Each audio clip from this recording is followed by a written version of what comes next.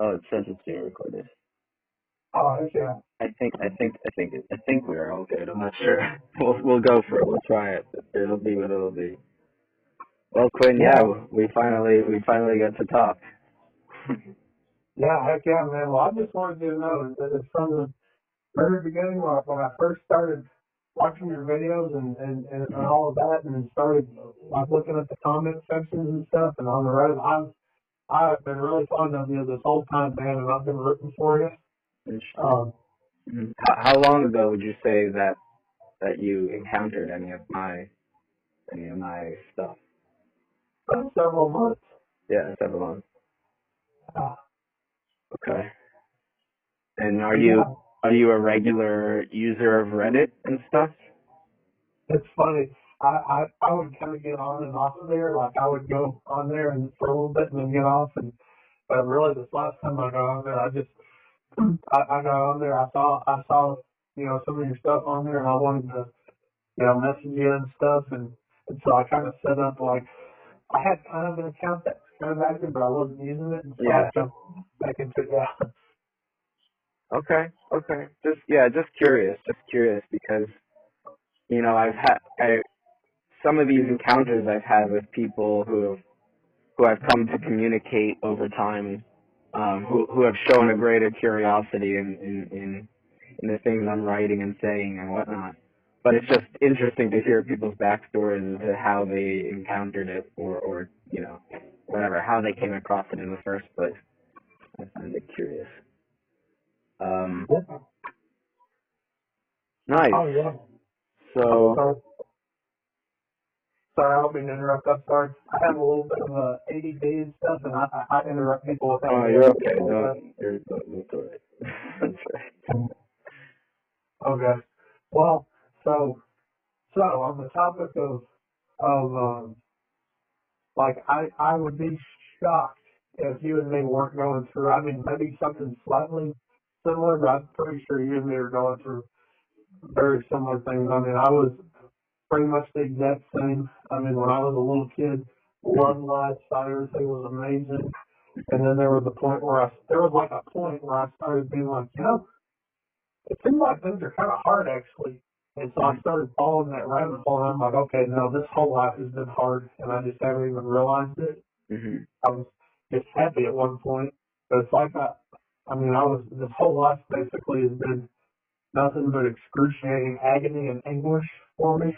Mhm. Yeah. Um, yeah, so I resonated with that. Basically, like everything you read, I resonated with, and I felt that.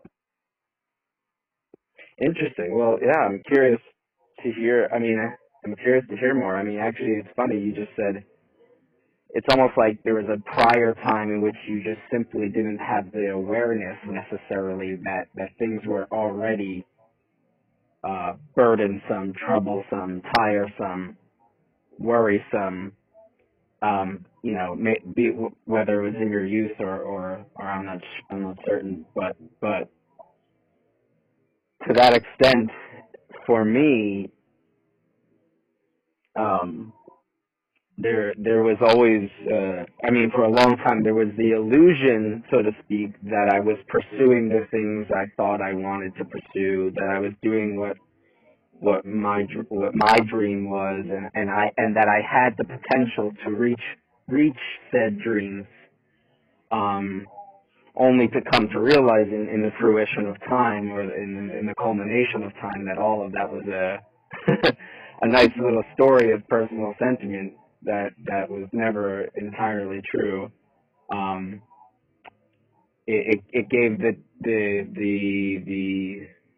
the aware it gave the perception that this illusory perception, both to myself and those external to me, be it my family, my friends, or whomever, that I was living my life to the fullest, even, right? To the extent that people have perceived me as let's say, bold and brazen, and just taking the chance on life that some people would never ever take. But in fact, all the while, I was following a trajectory that was completely against me, completely against everything that I had wanted and wished for and longed for and worked for. And in fact, I was always doing work for that which was greater than me, infinitely so. And only to come to find in time that that for me means the worst thing possible. It's beyond the worst thing possible. It's infinitely, inconceivably horrible. Um, and and whether I want to be involved with it or not, I am against my wishes and my will. Um, Yeah, I yeah, understand. Yeah, I understand. Well, I think part of the thing was I saw a bunch of different comments on there where people are just like invalidating what you're saying, and yeah, yeah. I'm just like, you know what? Maybe I'd be the perfect person to talk to because I'm literally going through the same thing. Yeah, that's So, crazy. I'm curious to hear more about you then a little bit about your own journey to your current position, your own journey to your current position in space and time, and what brought you here to feeling the way you do now, and your perspective in relation to all this. I'm curious. okay, so there was, I'm so stoked to tell you this. So I am so grateful that I've gotten to have this conversation with you because, like, when I was sending you the message, I said, this is like urgent. I really need to talk to you. I don't know if the devil was going to try to sabotage it or what, but yeah, I'll tell you all about it. So I'll start from the beginning. So as a child, I went through sexual, physical, psychological abuse, severe abuse. Um, any attempts that I've ever made at romance have fallen flat. Hmm. Um, I have been, I have had multiple surgeries because of the developmental trauma that I've had. Um, I have gotten in a car wreck.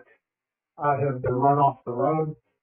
I have been abused systematically by my parents for over 20 years. And every time that I have tried to lift myself up or do things to try to benefit my life, I've fallen flat. It's come to nothing. Mhm. Mhm. Yeah, yeah, yeah, absolutely. And I had prayed to God, and yeah, I prayed for faith. I prayed that He would give me faith, and He answered my prayer. And right around this time, I found you, and so I wanted to tell you this. Mhm. This is what is happening, and you probably saw a little bit of it in my message. Mhm. Mark of the Beast, I'm very certain is happening right now, Mhm. and Yeah, I mean, we are in the culmination of eternal time. It is now. It is now. oh yeah, Yeah. yeah.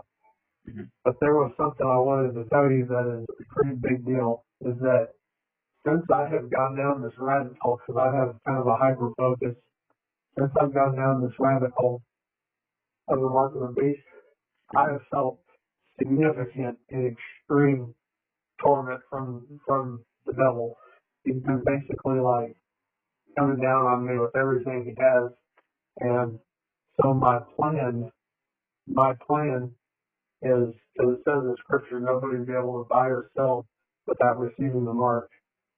So I'm planning on getting rid of. I mean, some of the things I see, like people on their phones and on social media and stuff, I believe that it's all of it. I think it's all of it. Mhm. And so I'm planning on getting rid of my phones. I'm Yeah. planning on getting rid of everything. I've already shut my bank account down. I've already burned my credit card, my ID, and since I have done all this, the attack that I've had has been mind numbing from the devil. But what I'm realizing is I am having that faith now, and I feel that faith growing within me, and that's why I wanted to tell you about it. Mhm.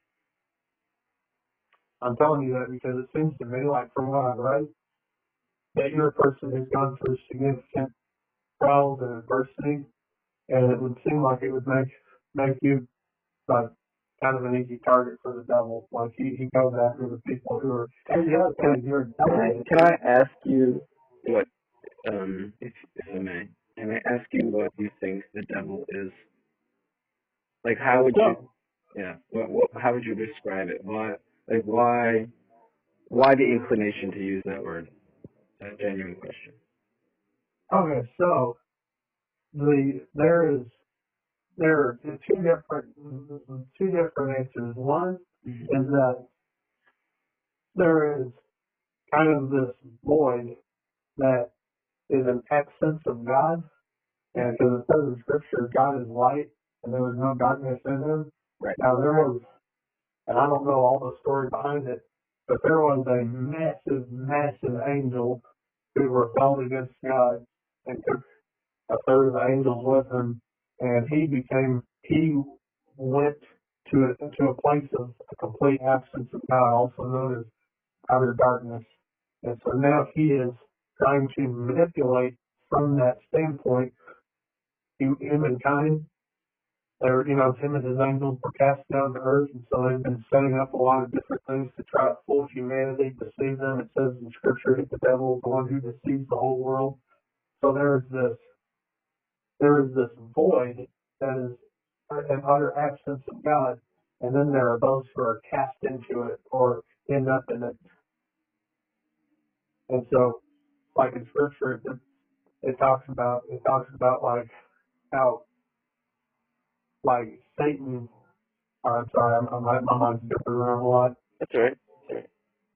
But yeah, basically, there's a void. I'm not saying necessarily that the void is Satan, but there is this Well, blackness that is lack of God. I'm here to tell you that the void is Satan. That is, yeah, that is what. Oh, But yeah, oh, okay.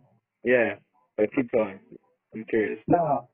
Yeah, yeah, absolutely. But the thing that's helped me is I do believe, and because I've looked at the BLB, the Blue Letter Bible, and I've seen all the different translations, and it's unanimous. It says in three different places: Joel 2:32, Acts 2:21, and Romans 10:13, that everyone who calls on the name of the Lord will be saved. I've called on Him. So what I'm trying to do is just take it face value. It's like it says this, I've done this, therefore, I'm just going to trust that my salvation is underway, because I do really believe this place and the way that it's done. This is basically hell, and I think we're all born Well, yeah, because of human conditions. Yeah, people are born into hell, but then there's who's going to escape it. yeah. Essentially, I mean, what do we, these cheesy sayings? What are the only things guaranteed in life? It's death and taxes, right? Stuff like this. And I mean, there's many examples of this place being a manifestation of hell. Um, I mean, children being bombed, horrible diseases, starvation, what have you. Terrible accidents. We are literally living in a world in which we have to consume the flesh of other living things in order to sustain our own existence. I mean, there's no, you can't be any more, it can't be any more apparent to me that's hell. You're literally consuming flesh to maintain your own flesh. Um, uh, yeah, so I guess a few things. What I will say is how I've come to see it is that what I refer to as the metaphysical abyss, or what might be referred to as the void, or in other words, to say that which draws on all things, pulling them towards death and destruction. That is what I refer to as Satan. Um, that is the most accurate description to me to refer to what Satan is, or even perhaps the devil is. Um, I Satan is a non-entity, in my opinion. It's not an entity, even to the extent that God is a non-entity without the representation of God through some incarnated form, which is why we've come to know God as Jesus Christ, or in other parts of the world, they've come to know God as represented through other manifested entities. But it's an important distinction to recognize, in my opinion, that what has been personified is not necessarily a person until it is made manifest through a person. Um, Now, and I understand you've come to see that you're finding something in your call to God, right? The call to faith, and perhaps the abandonment of self, or surrendering of self to that which is greater than you. Um, and I know you've sent me that verse a few times. I think we've discussed briefly, a few times my relationship to that verse and that hypothetical reality of the salvation of a man through the calling on of Jesus Christ or God. Um, and and I've responded to you probably quite a few times, most likely that it's done nothing for me. Um, and and and I say that not because, yeah, I only say that because that's what's that's what's my reality is. That's how I feel. That's what I've experienced. It's not, and I would be lying to say anything else. I'd be kidding myself, and I'd be kidding others to say, you know what, you're right. I've called on God, and I'm saved. I've called on God endlessly, and have found that it's only brought me ever further into my unending oblivion of death and destruction. I found that all things I've ever done have only brought me ever further into the unending oblivion of never-ending death and destruction. So now obviously here's a conflict of, let's say, a conflict of interest, a conflict of emotions, a conflict of sensibilities, a conflict of thought, or a conflict of realities. So let's, I'm not going to try to convince you of what is true and what isn't, but let's for a moment say the scripture is entirely true in saying what it says. And now let's say also for a moment that I am being entirely honest about what it is I experience, and it's entirely truthful. I have um, there's no intent of deceit within anything I'm saying, because there's nothing to be gained in saying anything I say. In fact, there's only things to be lost endlessly. But um, here we have a predicament sometimes with scripture and the potential interpretation thereof, in which how it relays the scripture, the words they say, and how they relate to reality as it's experienced for a specific individual. Um, you know, Particularly this, everyone who calls on the name of Jesus Christ, right, is guaranteed to be saved. But dare I question what it means when it's saying everyone? Dare I question on what it means when it's saying all?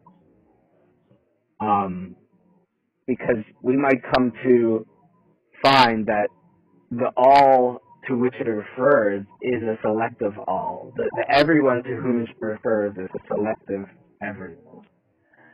And it's a potential paradox of understanding and interpretation. And I get it. I get why people will argue in whichever direction.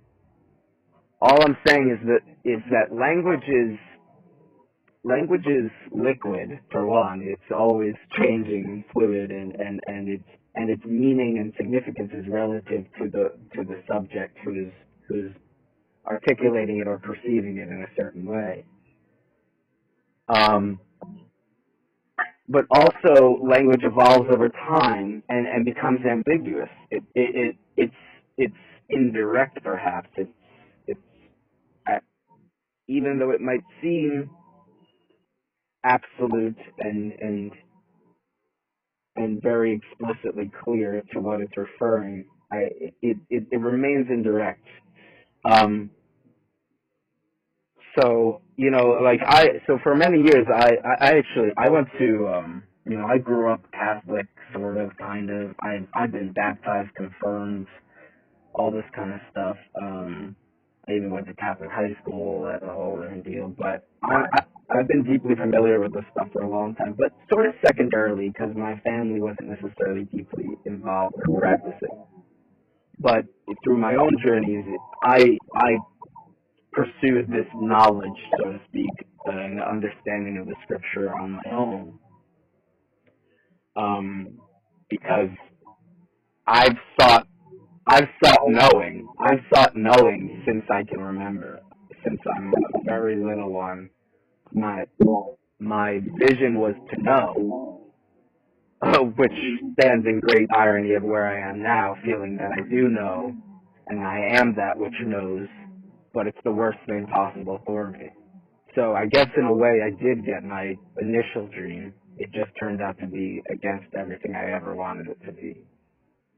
Um,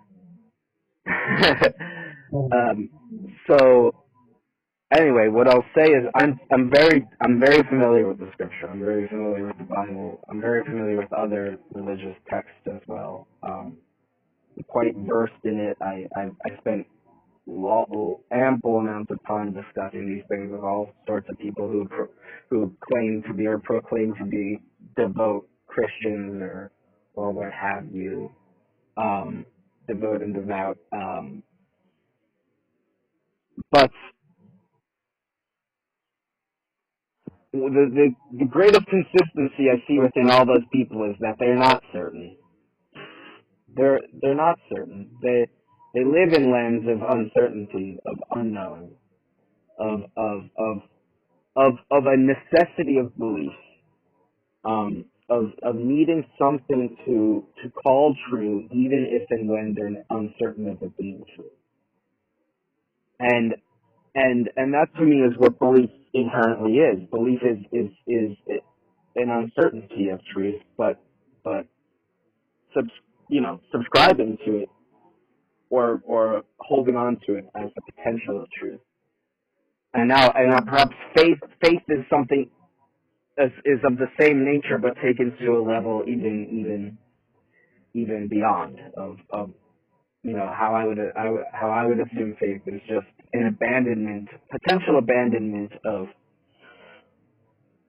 self to the unknown, and and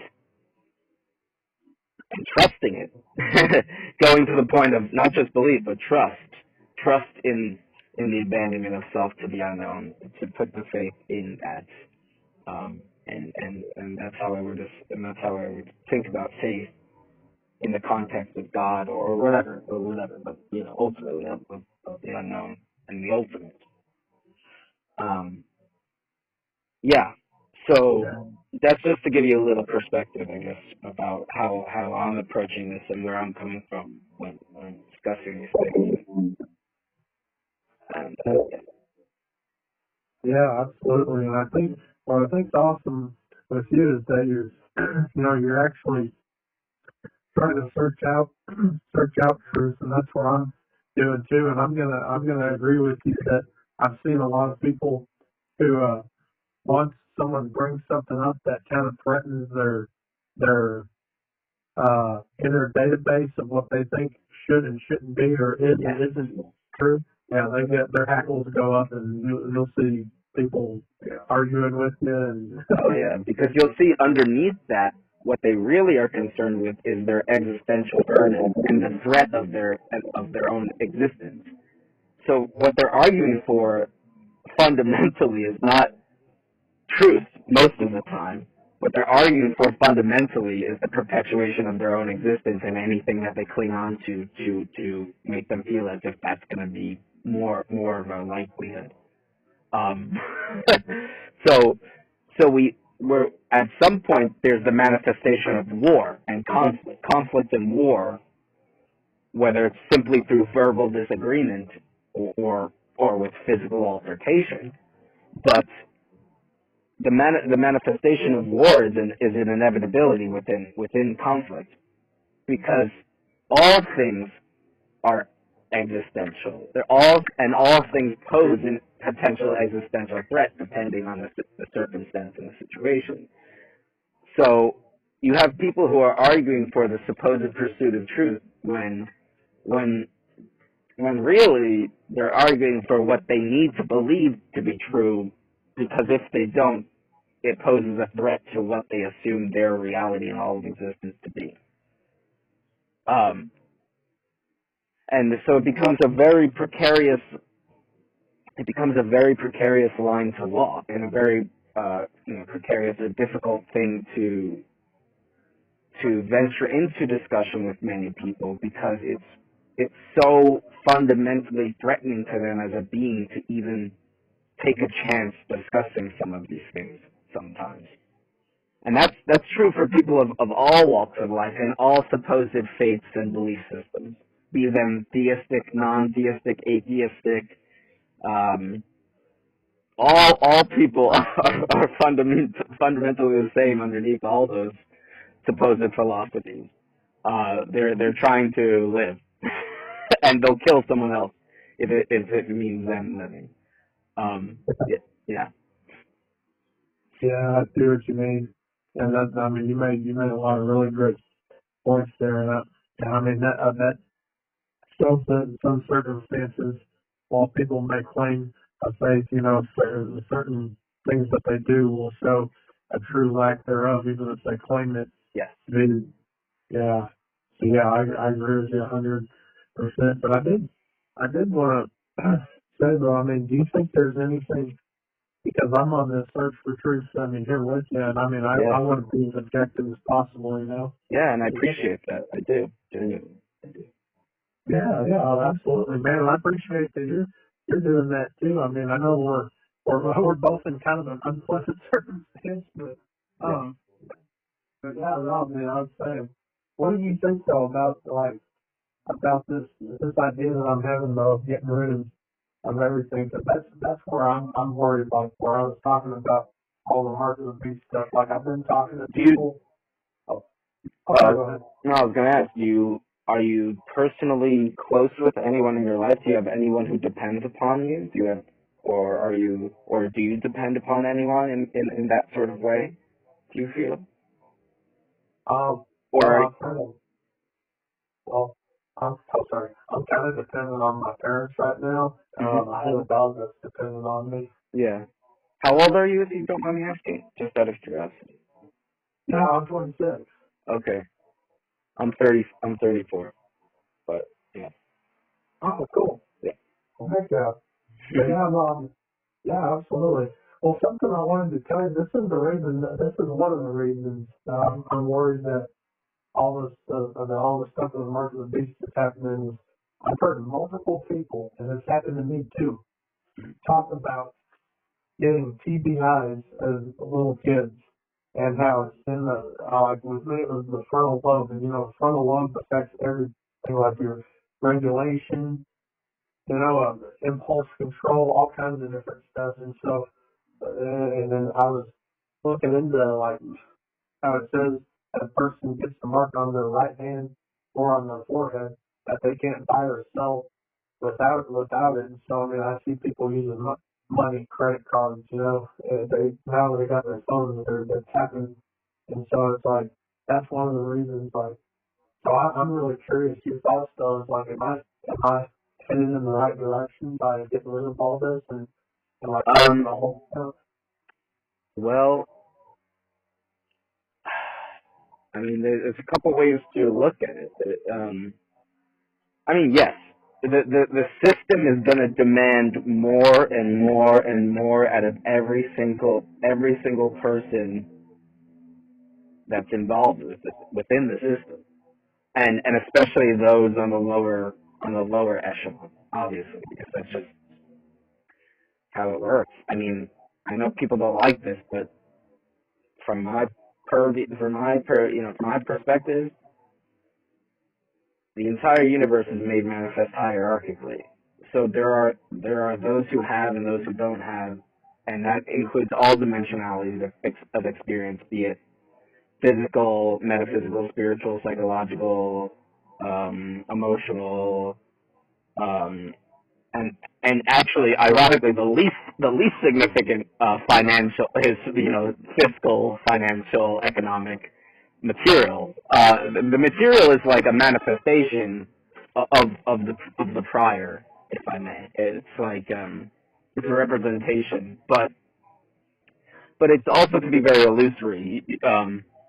It's hard, it can be a disguise, or unclear to assess one person's state of being or their well-being or lack thereof based on their material representation and such. Um, so yeah, I guess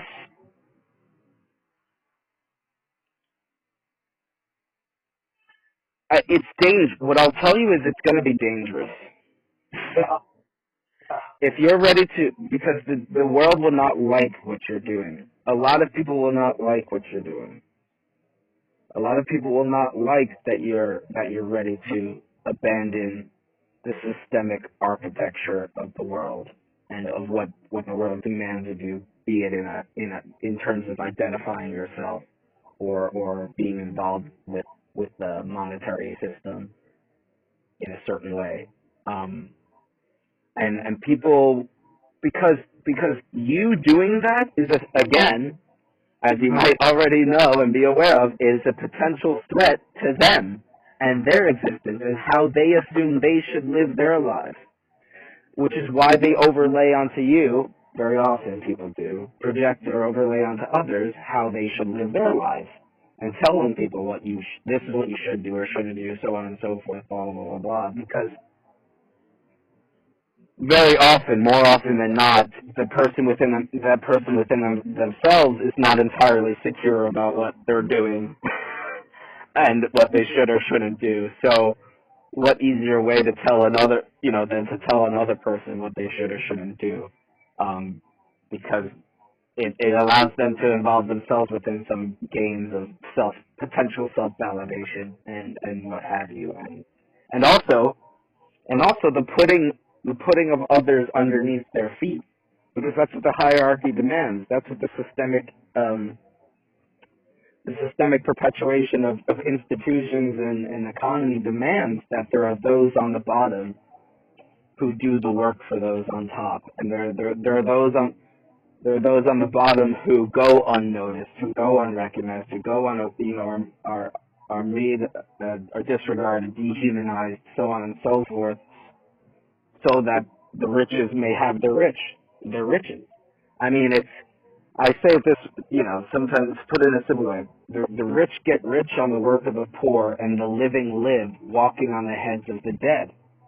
I mean, without the innumerable who have come before, there would be no one here today standing on any earth of any kind with any structures of any kind.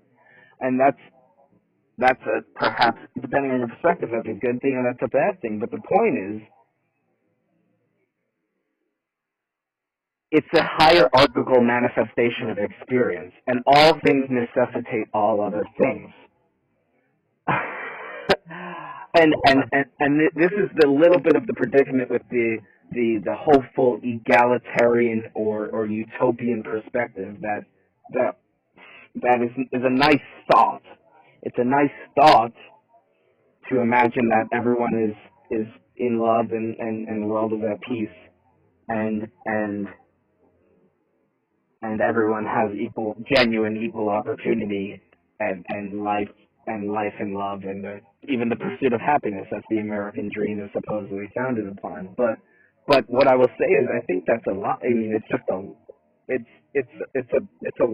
lie, or it's, I want to call it a lie because of my animosity and my pessimism, perhaps, or my disenfranchisement is a better word to describe it, with what the world pretends to be true that very clearly isn't.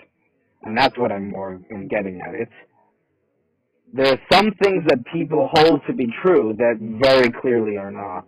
And regardless of how much their sentiment wants it to be true or just blindly assumes it to be true, it doesn't make it true. And I mean, that's even, I mean, back to the foundation of this country. Um, and here we are coming up on 250 years of this country, right? And that's, I guess, an irony, but um, it's founded on the supposed we find these truths to be self-evident, right? This select group of men sitting in one room supposedly find these truths to be self-evident for all of mankind.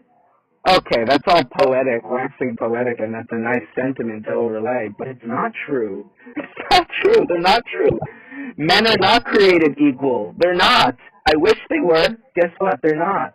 They very clearly are not, no matter how much we want that to be the case or blindly assume it to be the case. It remains not the case. Men are not created equal. I wish they were. um, if every man was created equal, then none of the world would be any way that it is.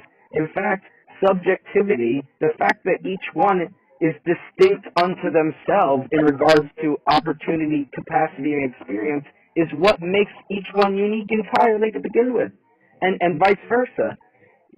So without inequality, there would be no subjectivity. There would be no, there would even be no me talking to you right now. There would be nothing at all. There would be nothing at all if there was no distinctions at all. There would be, if everything was truly equal and egalitarian, there would be no manifested world at all. So, I'm sorry to break it to whomever might hear these words at any point, but men are not created equal. They're not, and no one, and nothing is. Each thing is implicitly unique and distinct unto itself, and necessarily so. That's what makes it what it is at all, a thing to begin with. And the whole universe is like this. Anything that is made manifest into physical form at all, even things that might be not made manifest into physical form, be them strictly energetic, um, in order for them to be a distinct thing at all, they must be unique and thus implicitly and inherently unequal in relation to another thing. That does not mean that they're not made of the same ultimate substance and reality, whether we want to bring that back to the source of all things, but it means that in order for a thing to be a thing at all, it has to be distinct from another thing. Yeah, I see what you mean. Yeah. I mean, that does make sense. Yeah. Well, something I'll say is it's like, it is, and I don't say this in a cowardly kind of way, but it is in a weird way kind of comforting, right? When you come across somebody who is going through the exact same thing and well, they understand. Yeah. Yes, it is. So I mean, there are very few. There are very few sometimes. There are very yeah. few. Yeah. Oh yeah. Sorry. Yeah, but I didn't mean to interrupt. Sorry. Um, I I mean, basically, like everything you described. I mean, yeah, that's what the devil has told me. He told me that I'm going to suffer everything past, present, future. That the whole world was going to implode on me, and I was going to feel every horrible thing at once. Mm-hmm. That's and he told me that I'm going to be tortured and have my eyes gouged out of my head, basically. Yeah. So Maybe by your own hands. yeah, maybe. Yeah. So yeah, I mean, so yeah, that's. I mean, it's definitely scary, but that's why the way I'm looking at it, the way that I'm kind of trying to look at it. So let's say worst case scenario. Worst case scenario, like we go through this crap, whatever, and this horribleness, but at least, there was somebody here who related to you and understood what you're going through and is going through the same thing. Yeah. Yeah, best case scenario. Um, just maybe see what happens with me, because the way I look at it is I have nothing to lose, by doing all this. So if I do all this and I see what happens and it's something marvelous and glorious, and it's like I gave everything up for him, and I was able to reach him and I was saved and my salvation, then that's beautiful. It's great. Mm. But if not, well, it's just not. But so I'm trying to. That's my weird way of trying to be as optimistic as I can about. Yeah, yeah, I respect that, and yeah, I hear you, and I think that's honest. I think Yeah, so. yeah.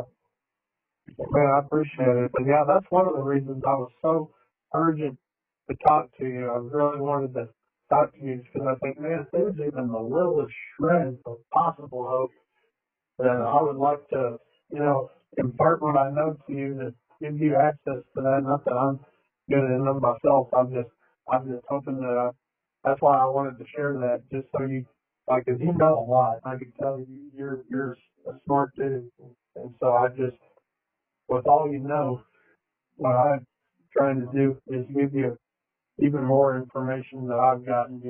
Hmm. Yeah, yeah. I appreciate it, and man to man or human to human, it's some of the most valuable things I can find in my life or my experience at this point is just um, to be with another human as they are, um, and however that may be, like in whatever way that might be. Yeah, yeah, absolutely. Well, that's the big thing. That's the big takeaway from this, like this, is you at least know, you're not alone. You're not alone. And I mean, someone out there, like someone out there does care. You know what I'm saying? Like I do. Yeah, Yeah, and I guess what I'll say about that is like I'm not unaware that others care. I mean, I've been through uh, countless horrible experiences, and also people who I thought were there for me who very clearly weren't ultimately, or just couldn't be burdened with my circumstance and my situation anymore, and found it not worth their while. So it is extremely lonely. Um, um, I guess like for example, even I don't share these things with everyone within my experience because there's not always an opportunity to, and two, you know, not everyone can even hear these words that are coming out of my mouth in any way that I'm intending them. um, Actually, pretty often I find that my intentions behind what I say and what I do are completely different than what is perceived or received, or what the ultimate fruition of the experience is. And so that for me is also very disheartening, obviously, because I can endeavor into these sort of things with another, and find that even when I'm communicating as clearly as possible, and even feel to a certain extent that I'm being heard, there's still some sort of separate, like it feels to me like there's still some sort of distance or separation, because like I mean this is true within any being relating to another being. Like, one can only truly know their own experience. Ultimately, it's you're experiencing your experience via your being and what you understand and perceive reality to be, and the things you feel internally, whatever, so on and so forth. And there's only so many means to try to relate that to another. Um, and so it can feel like, I mean, for me, it feels extraordinarily frustrating. Like you said early on, like, yes, people try to dismantle or disregard the words I say endlessly. They can't help themselves. And it's sad. It's sad. It's really sad because I'm really intending to be as honest and earnest as possible um, with all of this stuff, and I'm not doing it. I'm not doing it for fun. I don't share the stuff I share on Reddit for fun or shits and giggles or to play some imaginary character or like people want whatever thing people need to invent to try and disregard me. They will do so because it's an attempted means of them protecting themselves within their assumptions of reality. But um yeah, I'm I'm here because, well, I'm just here. Like all of us. We're here because we're here. There's not really much more than that. But in terms of the intention behind discussing any of these things on any platform or any forum, I just intend to express most accurately, to the best of my ability, what it is I've experienced, what I'm experiencing each and every moment, and how that relates to the totality of reality and for everyone else. And I'm certain that most people will never even stumble upon the words I say, and or even like even if they do, they have no reason or means or need to ever look any further into them because it's most likely inconsequential to them, depending on the type of life they're living and the opportunities they've been afforded and whatnot. So yeah, I guess, like, for example, I may and maybe he'll end up listening to this at some point. But I don't know if you heard my conversations with Dean that I Yeah, posted yeah. on YouTube. Yeah, you did, right? You said you listened to pretty much everything. Is that true? There are a couple that I didn't Yeah, got. I listened to the whole one with the Dean. So with that Dean. that With was Dean. Okay. Yeah. Well, Dean's a very nice gentleman. Um, but let's just say I've gotten to a certain point with some people who have explored this stuff with me where I find that there comes a point at which there's there comes a misunderstanding, perhaps, or a potential conflict of interest and emotions. And I don't know. Like, I haven't spoken to Dean in a while, and I know he's reached out to me in the past, and he's even made videos addressed to me and about me, and I guess it's funny because I exist and persist with an experience that is so consistent, it is so unwavering, that I'm sitting and waiting to see who and what and when and where and why. I mean, I don't believe in why. All whys are made up, all reasons are fabricated. But but ultimately, but um, it's just interesting because I'm like essentially watching others on their own existential journey. But while I'm in a position, obviously on my existential journey, but from one that isn't wavering. It's not.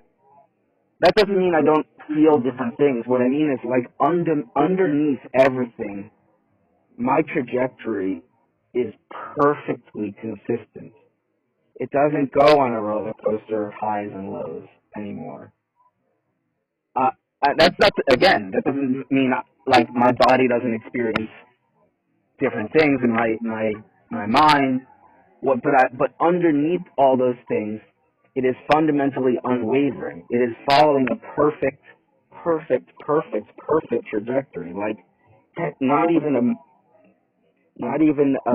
a quantum particle out of place. Not even a picosecond of inconsistency in regards to trajectory. And so trying to convey that to others and trying to relay what it's like to be in such a position to others who don't experience reality in such a way it becomes a very, very difficult task. Um, and I think, people can get to the point where they don't, they ha- they don't feel like um, I feel like they don't feel like I'm engaging in them in the way that they want or need to be engaged with. And so it's like, oh, it's easy to then dismiss me, to throw me aside or put me in some box or whatever it might be. And that's sad of me because I am being as earnest and honest as possible within all this. And I do mean to say what I mean and mean what I say. Yeah. Yeah, absolutely. I see exactly what you mean, and yeah, I mean, you made a lot of good points again. I did want to ask though. This is something I was wanting to ask. Have you met anybody else who has had at least as similar of an experience even as I have? I've come across a few curious ones who who who say they've experienced certain things in certain ways similar to me, um um and those who feel that they have been cursed or damned from the womb even. um I guess I just don't know. I think, for me, I can't know. I just know what it is I am. And I'm infinitely certain that there has never been and will never not be another being quite like me. I mean, that's true about everyone. That doesn't make me quote unquote special, so to speak, because that's also a dismissive word, or a word of rarefication that doesn't is irrelevant to what is as it is. But um, yeah, um, Yeah, through the potentiality of consciousness, through the manifestation of consciousness into the infinite or innumerable beings that are made manifest as vehicles of consciousness. There's going to be fractions and pieces and parcels and patterns of experience that resonate or are resonant throughout different manifestations of said consciousness. And so this is where the familiarity of experience can be explored, between beings, the shared experience. Um, but also at the same time, you can never have one being that experiences the exact thing as another being. Not the exact, because like we already discussed, each subject is implicitly and inherently distinct unto themselves. That's what makes it a being at all to begin with, a unique entity. Um, so that's the crazy. I mean, once you've explored all this stuff, um, in through as many avenues as possible and endeavors and perspectives of looking at it, there's underneath it all there's just the paradox of position. Like, within all things, it is always both and neither. It is always both and neither. So it's not one or the other, or one versus the other. It's both of those things and neither of them at the same time. And this is the inherent paradox of position, of be it superposition related to physics or consciousness and the manifestations of experience. But if essentially, if one is still stuck at the level of trying to say, how do I say it? Like, you can see that people hold on to truths, and then, like, through their lives, they'll be like, oh, no, that's not true, that this is true, and then that's not true, this is true. So it's like this battle of truth, like this. And so, but once you come to recognize that, then why is anything you're holding on to be truthful? If that thing that you held on to be truthful in the past, why is the thing is no longer true? Why is the thing you're holding on to be truthful true now? I mean, anyway, these are sort of things that end up deconstructing reality completely. They're sort of thought patterns and processes.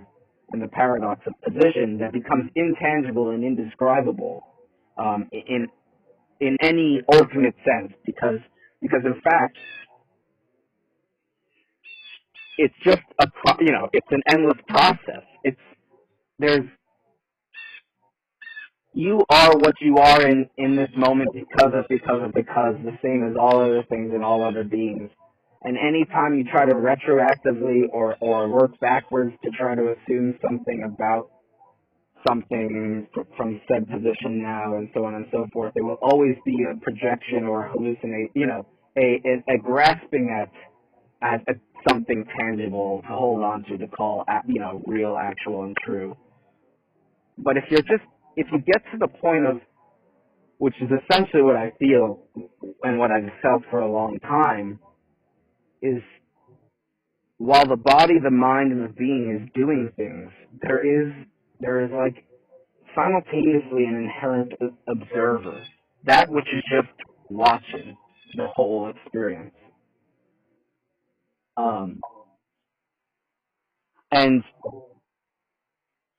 And this might be awareness, the pure awareness, whatever, I don't know, it doesn't matter how it's described, but there's some sort of fundamental observer underneath the endless action and inaction of the being and the thoughts and the experience of the being. And what I'll say is that when that observer no longer is convinced of anything else being more or less real than anything else, then it no longer is confusing. I mean, it's not confusing in the sense that one might be normally confused. It's not confusing because it's just process. It's only process, and it's never ending. It's forever and ever and ever. You are on an eternal journey. You are a manifestation of eternity. And you came out of the womb of a woman you never knew prior for infinite eternity. Or you could say you always knew because it was always inevitable and destined to happen. But, these are the sorts of thoughts that at some point leave the observer just watching. You're there. You are where you are in this moment now. And no amount of reasoning will ever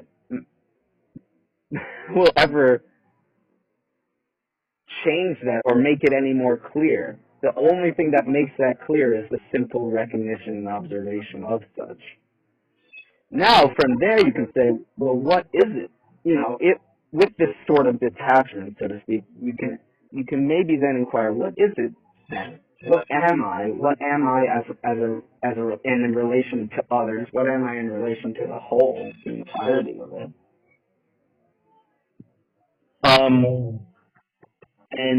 But with a disenfranchised perspective, because now there isn't this thing you thought you were. There isn't this thing you need to be or expected to be. You are simply whatever the hell you are. You are simply whatever the hell you are. And so is everyone and everything else. And so it gets comical. It's absurd. You breach this wall of absurdity where you just go, holy fucking shit! It's all made up. It's all make believe. It's all a dream. It's all theater. It's all just a cosmic interwoven matrix of interplay from eternity, for eternity, from eternity past to eternity present to eternity future, and that's all it will ever be. And so then the story no longer becomes about me and me and me. It's not about me. It never was. It's not about anyone in particular. It's always been about him or God or whatever. And people don't like that. That befuddles people. People don't like the way that makes them feel. People don't like the way that makes them think about the God that they supposedly said that they believe in. and you see that people actually aren't also believing what they say they believe, and also are making up all sorts of stories again to hold on to for existential identity and necessity. But very often failing to see through that mirage, that facade of whatever it might be. But I'm rambling on. But yeah, it's there comes a point where none of it is any more or less real or significant than any other of it. So I mean, but also for myself, for example, I'm essentially simultaneously having this this kind of human experience, but at the same time, very clearly having a very non-human experience. Um, where like Yeah. the human side of me can have all these sentiments, emotions, desires, wants, needs, blah blah blah blah blah, and I can be aware of those. And the non-human side of me can also at the same time be like, yeah, that's just the human side of me doing what the human side of me does. And wanting and longing for and appreciates or doesn't appreciate and so on and so forth.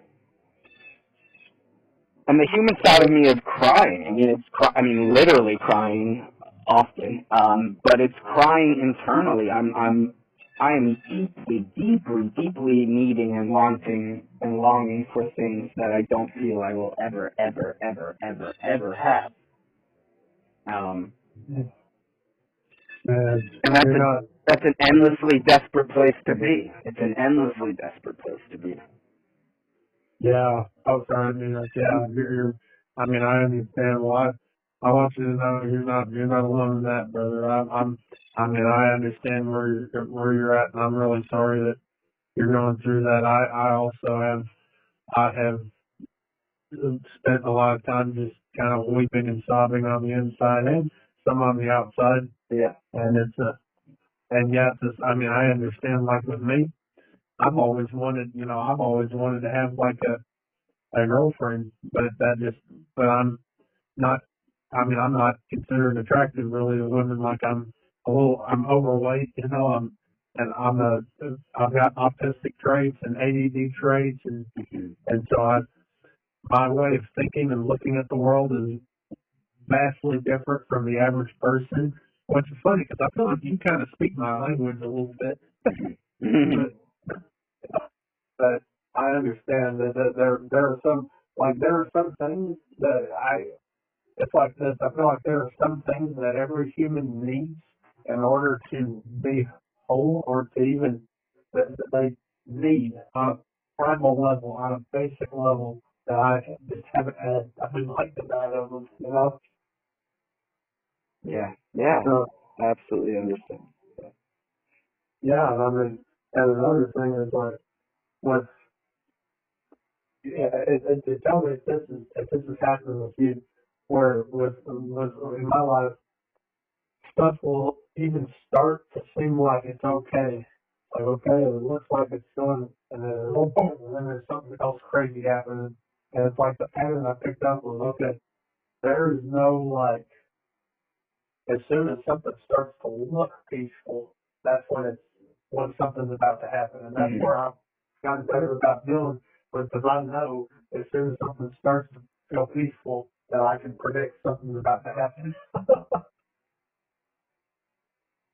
Yeah, yeah, I understand. I mean, I'll say that now at this point, and for quite a few years at this point, I have not felt a single thing that felt okay. No, not even, Yeah. not even a half of a second, or less than half.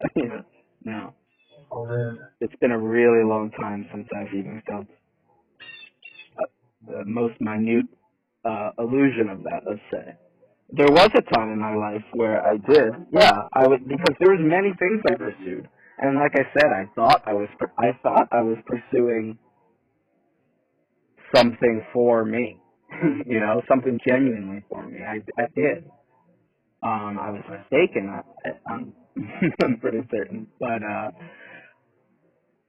yeah, because there were these like fleeting feelings of even, let's say, bliss or joy or happiness. But I mean, now I've come to realize that all that stuff is obviously fleeting. It was always fleeting. It was never going to be permanent. And actually, even those things were a manifestation of what I would refer to as my fixed eternal condition. I just hadn't gotten to the point at which I recognized entirely what was going on. Essentially, I thought I was doing I thought I was doing, and I thought I had the opportunity to do what I assumed a regular person got the opportunity to do, which was to live a life, essentially, whatever it might be. Um, but, now I see and feel that it literally never, ever, ever had to do anything to do with me, what I thought I was and what I thought I was doing, and the reasons I thought I was doing those things, um, and that's a horrifying, horrible thing to come into confrontation with, at least when it's on the side that I'm on. I mean, I've heard people from the other side of this story who have had similar, let's say, revelations, um, via their experience, but to come to feel, oh, it's never about me, and now I'm entirely free, right? Now I've encountered God, and I've become totally liberated from any of my desires and anything I ever thought I wanted, and so on and so forth. Right? You hear those stories, and that's great for them. But I can't say that I've experienced anything like that.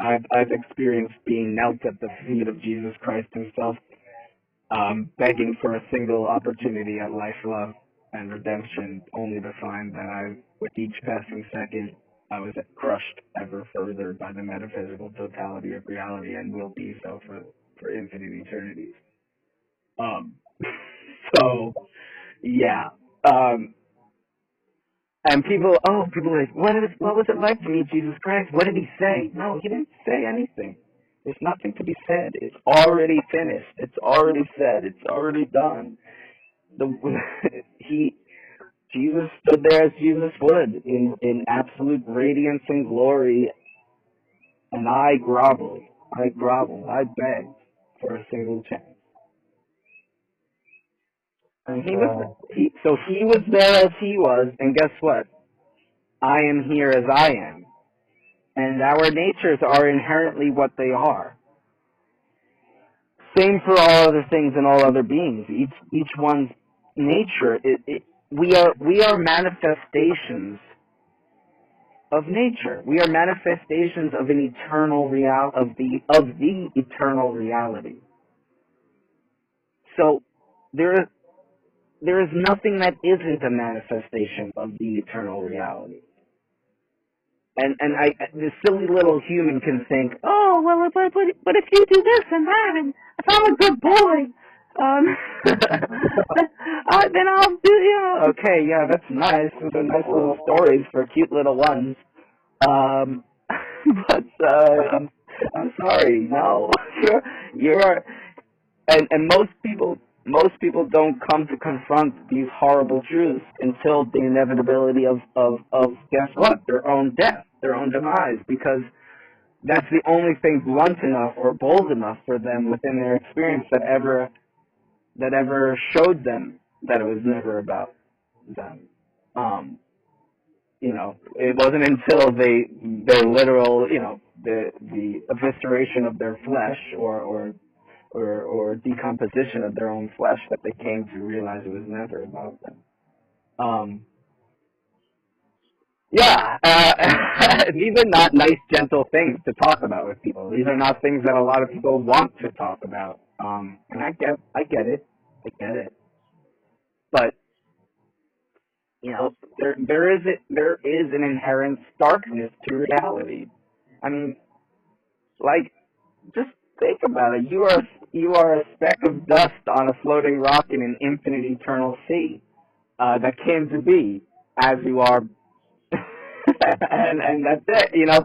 I mean, in the sense that what you know, there's some things that ultimately shatter the they shatter the fragile stories of sensibility. And I'm not sure if have you ever familiarized yourself with any other scriptures like the Bhagavad Gita, for example. Oh, I haven't read that one. I've read some bits and pieces of the Quran though. I Yeah. looked into like Taoism Uh-huh. and stuff like that, astrology. Okay, nice. Yeah.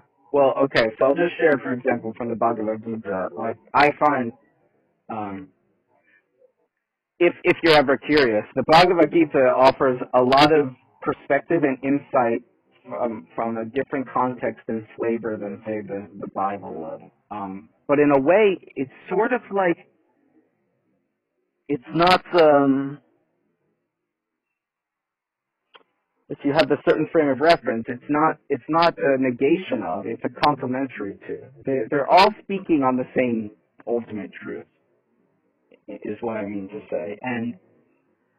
But there's certain things in the way that the Bhagavad Gita, for example, approaches these things and writes about them, that really, certain verses that really are, I find, extraordinarily profound, even to me within my position now. Um, For example, so the basic gist of the story is that it covers a war that's going on in India, in ancient India, and there's a warrior there who's he's gifted. He's overly gifted. He's gifted more than any other warrior. He just has traits that none of the other warriors have, and and it comes out to be that he has some connection with God, okay, and at the climax of the story, upon the battlefield, when he's going to fight and slay his own brethren, his own kinship, God essentially manifests before him in the form of Krishna, and speaks to him these just absolute truths, so to speak, of the nature of things, and some of these things just they destroy the tiny person, the one that it thought it ever was. And it's like verses like he says stuff like, all these all these warriors you see before you, they will all be destroyed with or without your participation. Or there's these there's a very famous quote, and you might be familiar with it because it's related to Oppenheimer. I'm not sure if you're familiar with Oppenheimer, or if you saw the movie, or if you're familiar with his backstory at all. Yeah, no. Um, but he was obsessed with the Bhagavad Gita himself. Um, and he had a quote that, I've become death, the destroyer of worlds. But the more direct translation, as I've come to know it through my studies, is that's a quote from Krishna himself, the manifestation of God, speaking to Arjuna, the warrior. And the more direct translation, as I've come to know it is, I am become time, the destroyer of worlds. And so you see that in essence, it's discussing this fundamental nature of time and the manifestation of God and the manifestation of all things through the vehicle of time as the mechanism of God, so to speak. And I am become time, the destroyer of worlds. Essentially, to me, it's discussing inevitability. It's discussing the starkness of inevitability. Like, simply put, it's time. And all of this will be laid to waste because that's what it is. There's no any looking for reasons of why will never answer the questions that you have inside. because because even to ask the question why is essentially a fool's errand of questioning God. Of how could you be so naive and and dumb essentially, or simple to ask such an absurd question as to why things are the way we are. Um, I mean, even that's seen in the scripture, seen in the Bible as well. I mean, the book of Job is a great example of that. Who are you to ask, or ask me? Who are you to ask me why? Like, God's relationship to man is not something questionable. Ultimately, for if God is nothing other than the ultimate, and man, I mean, to me, man an expression of God's dream, of God's eternal reality, of that which God is and isn't. But yet we all ultimately abide by it, by by the eternal directive of the supreme being or non-being, and that to which is referred to most often as God. Yeah. Yeah, I see what you mean, Tom, and I appreciate you sharing that. I hadn't ever read that, but I'm glad to hear about that, so I have kind of a better knowledge. And the thing the thing is, so I'm trying to address all of this from two different standpoints. I'm trying to find that balance of like of hearing everything you're saying and validating it, which obviously I want you to know your experience is valid. You're valid. Thank you. Thank you. Yeah, and what you feel is valid. Everything you're experiencing is valid. I want to be one of the people who tells you that. Uh, I also want to walk this fine line of balances, but goodness gracious, could there be some kind of a hope? Yeah, and I understand. I understand your intention and prerogative to do so. I mean, and others have, and I will say others have come to me in the past with similar things, and so I don't say that to scare you or to deter you or to dismiss you. I see you and I recognize your intention and even appreciate it. And I will say, like, I didn't mention earlier, but like, for example, in my family and stuff, like, I only share these things actually pretty much with my own mother. Perhaps because she's one of the few I feel comfortable enough to even express some of this stuff to. It's a it's an unfortunate predicament because I know her intentions. She's my mother, and I know mostly she would do and will do anything for me. And and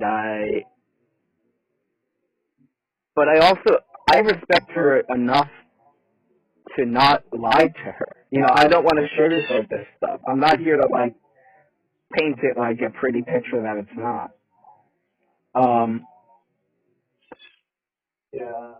and so there's this conflict between us where she's coming at, like, say from like what you just relayed or conveyed, that she'll say, I can't give up hope. I can't give up hope. I won't give up hope. And I say to her, I don't expect you to. I don't expect you to do. I mean, I don't expect you to do anything other than what it is you do ultimately. But also, like, but that has to be a two-way street, because, like, and this is where it really get and where the real root of compassion, I believe, and fundamentally love even lies, is like,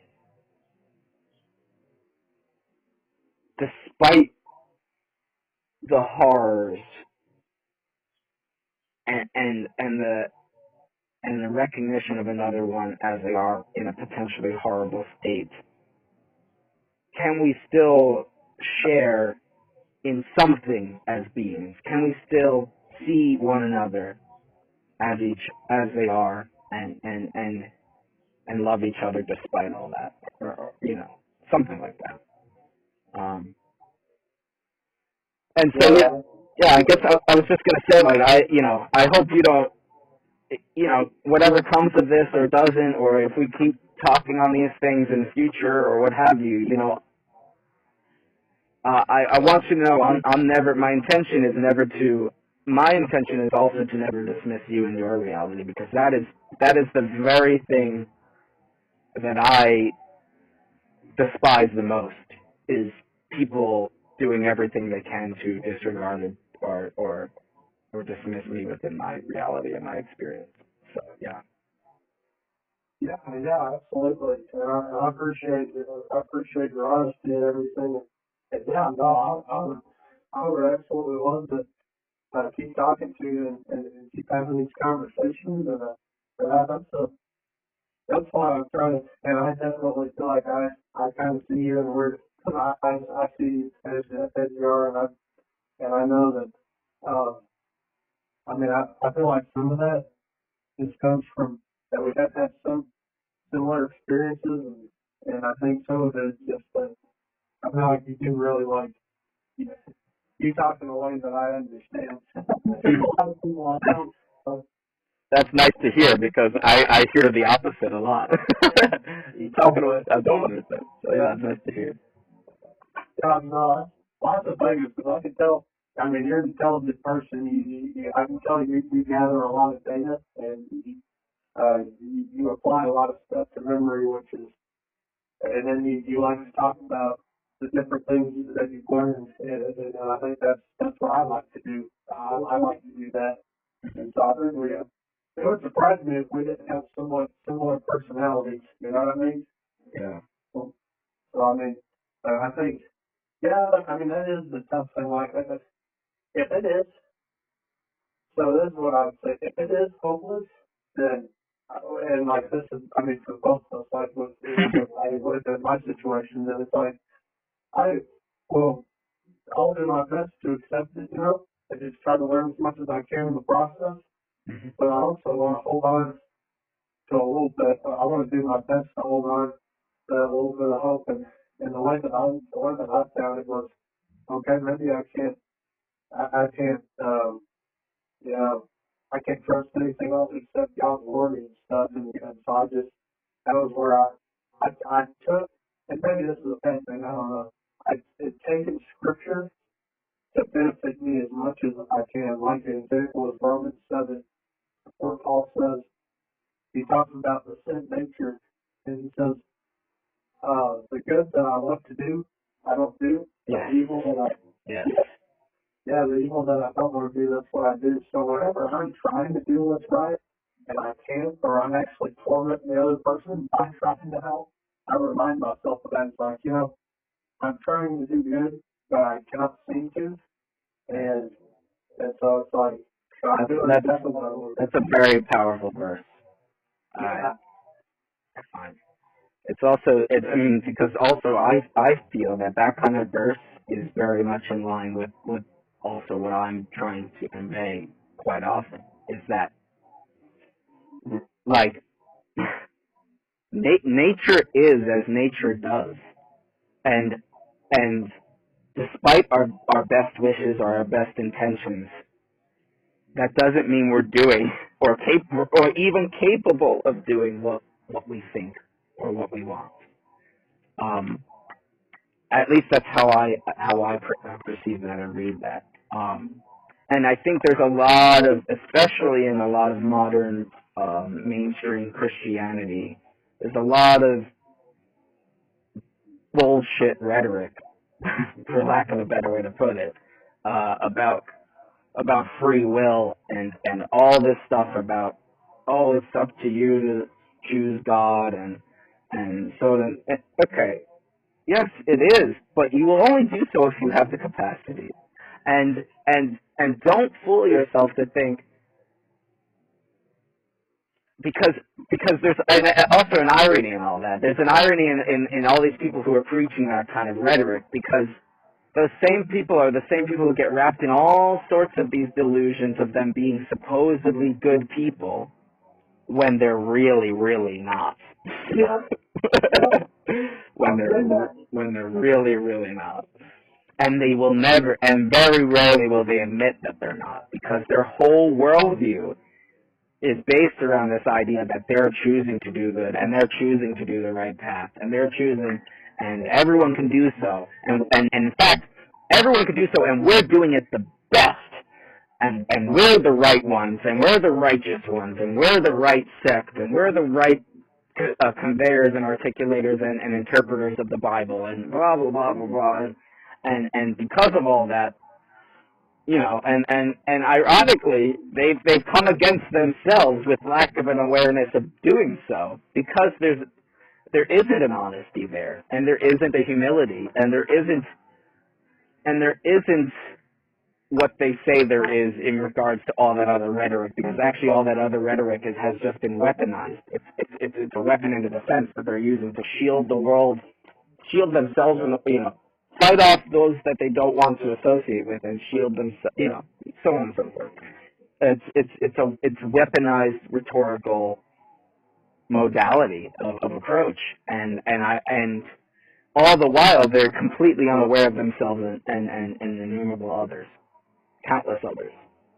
And I just, come on, it's just too, I hate to say it, but it's just too ridiculous and funny, dare I say, if one person even spent a second of time with those who are suffering from the burdens of horrible consequence outside of their control, for them, to realize how ridiculous their rhetorical necessity is, because this world is horrible to countless beings. It's horrible.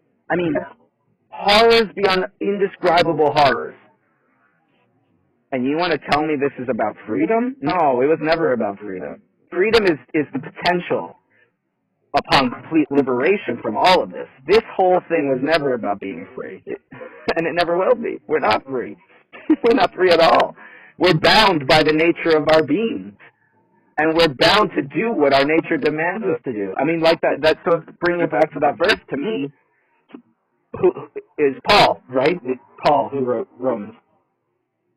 Yeah, so he's saying, whatever. He's from my perspective, he's saying, despite my intentions to do good, by nature I'm doing all these other things that are bad and evil, so to speak. And as much as we don't like that, it doesn't make it not true. It doesn't make it not true. And so I guess I just don't know what there's to be gained in avoiding or denying that life is terribly horrible for countless beings, and and guess what? They don't want it to be that way, but it still is that way. And so whomever's ignorance or avoidance of such doesn't make it any less real. It just is denying reality as it is. So anyway, that's stuff that I get involved with. That really upsets me and gets me worked up, because I'm beyond tired of the fortunate and privileged of this life and in this world pretending as if they have some maintenance and access to the truth more than others, when really all they have is circumstantial fortune and privilege, and a platform in which their words may be heard by others of fortune and privilege, and assumed to be a foundation for truth that in reality is a foundation of ignorance that remains ignorant to the realities innumerable. And that burns me up inside, because I'm so sick and tired of my own suffering, and I'm also so sick and tired of the suffering of countless others who are genuinely trying their damnedest and their best to make anything of this life, only to encounter worse and worse and worse situations. Yeah. Oh yeah, I'm right there with you. I mean, and I've been right there with you, and it's kind of tough. I mean, like, how do I put it? I'm trying to think of the right words. I feel bad on. I feel there are people on this planet that drive me crazy. That Sure. drive me crazy. But yeah, but on some level, I do feel bad for them. It's like, when a person is in absolute torment and they're suffering in such a horrible manner, I don't imagine they would probably be in good spirits about it. No, no, it becomes a literal impossibility at some point. As much as, again, all this, in my opinion, bullshit rhetoric of, oh, well, it all depends on how you approach it and your perspective. Yeah, it does depend on your perspective. But guess what? And your position. But guess what? Not everyone can do what everyone else can do. In fact, they implicitly and inherently cannot. Each one is unique unto themselves. And we're only capable of doing of what we're capable of doing. That's just how it works. That's how capacity works. And like you said, oh, how can they be in good spirits? And in a very literal sense, they might be in bad spirits. Their spirit might be in a situation and a circumstance that is horrible, that they can't even convey to you how horrible it is. And you're demanding of them that they just need to change their attitude or some bullshit? Like, no, fuck you. Like, I mean, you see the you see that supposed compassion is oftentimes a feigned compassion, a faked, a farce of compassion. A lot of people who like to think of themselves as compassionate people are not. They're just uh, people who live in worlds where they have a bubble of like, I'm here, I care about you, I'm here with you. No, I mean, the derivative of compassion, the root of the word, I don't know if you're familiar, but it literally means to suffer with. To suffer with. That's all it means. So compassion is to literally involve oneself within the suffering of another. That's it. And so if compassion isn't giving someone some, what's the word, like positive vibes or good intentions or like well wishes or like, you know what I'm saying? Those things aren't compassion. Compassion literally means to be involved in the suffering with another. And so there's a lot of fake compassion in this world. A lot of people, and because there's a lot of people also involved in this game of having to convince themselves that they're a good person, that they are good and other people's are bad, and I'm doing my best to be good, and I'm a good boy or a good girl, and people go on their whole lives trying to convince themselves of that. And it's really, I mean, to me, it's really sad and shallow, and it's indicative of just such a fragile being underneath it all, who is so insecure about their own existence, but like can't admit it, can't confess it, can't profess it. I don't know. These are just some of my reflections on some of that stuff because it's crazy Yeah. how people can pretend they are one way when they're not, and whatever, and just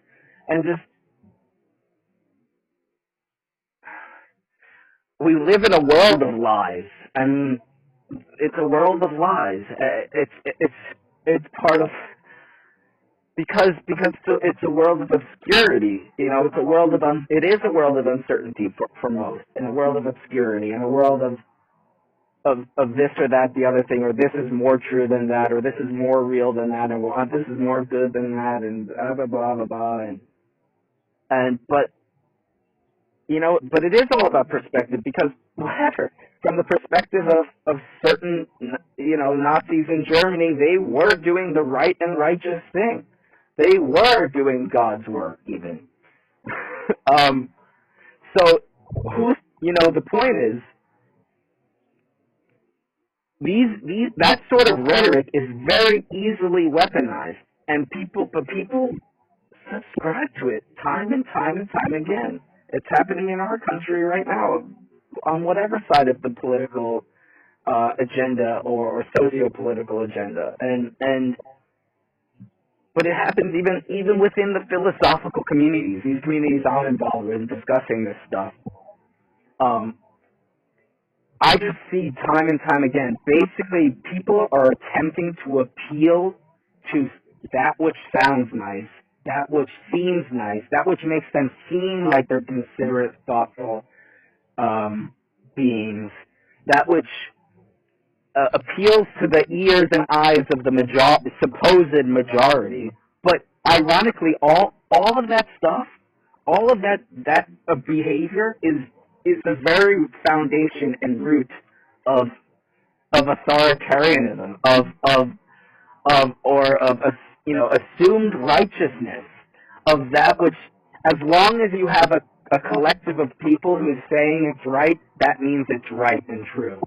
And that's the foundation of all sickness, hierarchical sickness and imposed authority over others, and yeah, and so it's really interesting to observe some of these attributes of human nature, um, and the involvement of the game within the being to try and convince itself it's doing the best thing, it's doing good, it's doing blah blah blah, and the many avenues it can get it can get itself involved in or lost in upon that journey. Yeah, yeah, you're right. And I mean, I think you're making a lot of really, I mean, you're you're very wise, and I mean, you have a lot of insight, and I think that's, I mean, I can tell it's taken a lot, like it's taken a lot of time. Like you know, I mean, you've really you you've really thought through a lot of stuff, and I think that's awesome. And I wanted to actually ask, are you planning on putting this up on YouTube? If you are open to it. Yes, that would be awesome. Okay. Because I would actually like, I mean, on top of this being a really good conversation, I would honestly like other people to hear kind of my thoughts and concerns Sure. on all the stuff about Mark of the Beast and stuff. Sure. And heck yes, that sounds awesome. I appreciate it. I was going to tell you though, I do really apologize. I'm supposed to meet some missionaries at the park at 4:30. Um, and it's just kind of a walk down there, like it's about a block away. Mm-hmm. But man, I'd love to talk to you some more. Sure thing. Sure thing. Yeah, when would be a good time to talk? Well, to be honest, it's kind of how things go for me now is that they just happen. That doesn't mean I don't have intentions or plan or attempt to make plans. Um, but like even this conversation, like I had intentions to talk to you before, but it never happened. Right? It just never happened, and yet here we are today talking on this stuff.